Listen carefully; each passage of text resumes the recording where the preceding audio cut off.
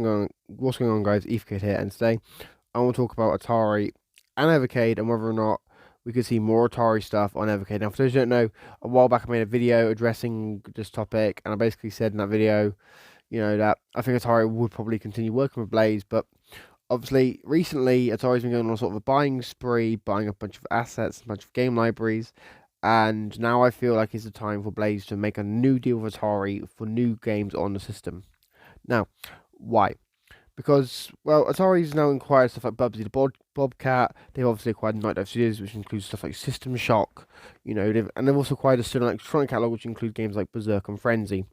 Now, these libraries are quite notable. There's hundreds of games across these libraries that Atari now owns or re-owns, depending on who you ask. And obviously, the Evercade as a whole, as a system, needs a constant supply of new games and new content, basically, because for those who don't know, there have been a lot of Evercade cartridges that have been expiring recently. You've had at least 5 cartridges over the past year or so that have obviously become legacy cartridges, including Techno's Console Collection 1, the 2 Namco collections, the Oliver Twins collection, the Pico Interactive 1 collection, and what was the other one? And I can't remember what the other one was.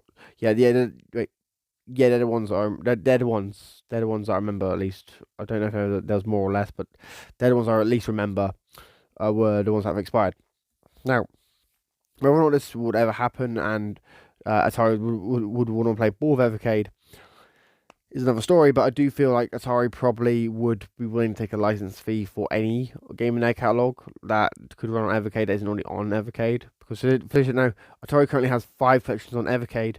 I feel like Atari would probably be willing to license some stuff out, like Bubsy the Bobcat or something. Just license out some old classic games they own the rights to expand the profitability of those purchases, so they can obviously make a bit of money back off them before they decide to remake them or release them on the VCS store or whatever.